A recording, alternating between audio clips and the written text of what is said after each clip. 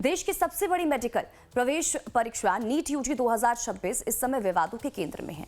Paper leak और परीक्षा में गड़बड़ी के आरोपों ने लाखों छात्रों और उनके परिवारों की चिंता को बढ़ा दिया है।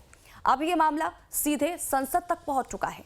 केंद्र सरकार, शिक्षा मंत्रालय और नेशनल टेस्टिंग एजेंसी यानी कि एनटीए पर लगातार सवाल उठ रहे हैं। इस बीच संसदीय समिति ने बड़ा कदम उठाते हुए एनटीए और शिक्षा मंत्रालय के शीर्ष अधिकारियों को तलब किया है।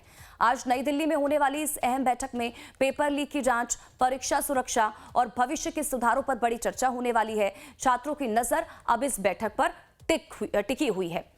तो संसदीय समिति ने एनटीए चीफ को तलब किया है। रजनीश हमारे संवाददाता इसी खबर पर जुड़ चुके हैं। सीधा रुख उनका करेंगे, जानकारी लेंगे क्या कुछ अपडेट है।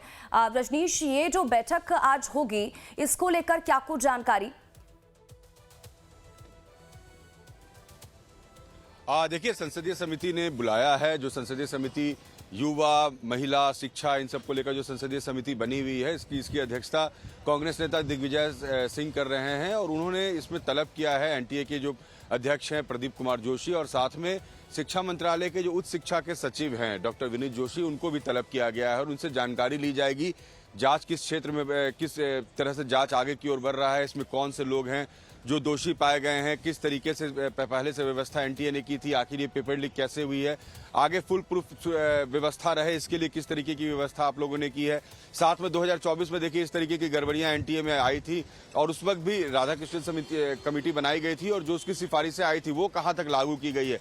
तो तमाम बातों पर जवाब आज पूछे जाएंगे एनटीए से और ये जानकारी ली जाएगी कि इस तरीके की घटना अगर घटी है तो आगे ऐसी घटना न घटे, कैसे आप सुनिश्चित कर रहे हैं, कैसे फुल प्रूफ प्लान बना रहे हैं। जैसा कि देश के शिक्षा मंत्री ने कहा है, धर्मेंद्र प्रधान ने, कि अगले साल से कंप्यूटर बेस्ड एग्जामिनेशन होगा, लेकिन 21 तारीख को री एग्जामिनेशन होना है। इसमें चॉइस सेंटर की भी बात आई है, तो ये एग्जामिनेशन कैसे फुल प्रूफ हो, इस पर भी इनसे सवाल जवाब किया जाएगा। तो आज संसदीय समिति के सामने ये पेश होंगे और तमाम जानकारियां इनसे ली जाएंगी। इसके अलावा देखिए जिस तरीके से शिक्षा मंत्री ने कल एक बैठक की है और आने वाली परीक्षा के लिए उन्होंने सुरक्षा एजेंसियों को और इंटेलिजेंस एजेंसियों को सतर्क किया है और कहा है कि आप भी निगरानी रखिए।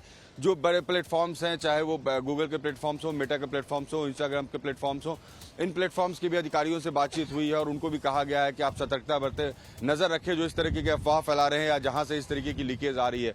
तो तमाम स्तर पर लगातार कोशिशें चल रही है और संसदीय समिति के सामने जब प्रदीप जोशी और विनीत जोशी दोनों पहुंचेंगे तो इन्हें बहुत सारे सवालों का जवाब देना होगा। जी।